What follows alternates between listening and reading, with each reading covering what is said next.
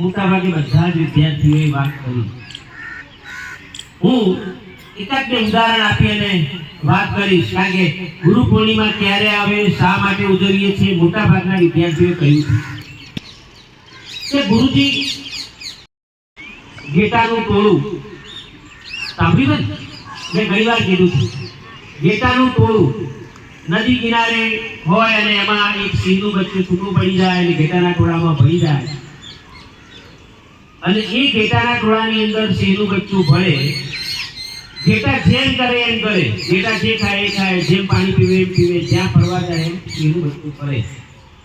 અને એકવાર જ્યારે નદી કિનારે પાણી પીતા હતા બધા ઘેટાના બચ્ચા, ત્યારે એક સિંહે દૂરથી જોરદાર ત્રાટ નાખી અને ઘેટાના બચ્ચા જબરદસ્ત દોડ્યા અને ભાગી ગયા. પરંતુ ગુરુ તે પુષ્પમાં આત્મવિશ્વાસ, ક્રાંતિ અને ઉર્જા ભેળવીને તે પુષ્પને પ્રકાશિત કરે છે. અને તે નાનું એવું પ્રકાશિત થયેલું પુષ્પ લોકોને સાચો માર્ગ બતાવે છે, જે ભવિષ્યમાં દેશને સારી એવી મદદ કરે છે. સૌના મનમાં આ પ્રશ્ન તો હશે જ, તો તેનો ભાવાર્થ સમજીએ તો ગુ એટલે અંધકાર. ગુરુ પૂર્ણિમા નિમિત્તે અત્રે ઉપસ્થિત આચાર્યગણ, શિક્ષકગણ અને મારા વહાલા વિદ્યાર્થી મિત્રો, તમને સૌને નમસ્કાર. ગુરુ પૂર્ણિમા આપણે આપણા શિક્ષકોના સન્માનમાં ઉજવીએ છીએ. ગુરુ પૂર્ણિમા અષાઢ સુદ પૂનમના દિવસે ઉજવવામાં આવે છે.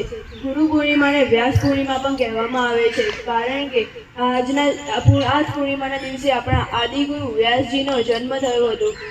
આપણા જીવનમાં આપણા પ્રથમ ગુરુ આપણા માતા પિતા હોય છે અને દ્વિતીય ગુરુ આપણા શિક્ષકગણ હોય છે.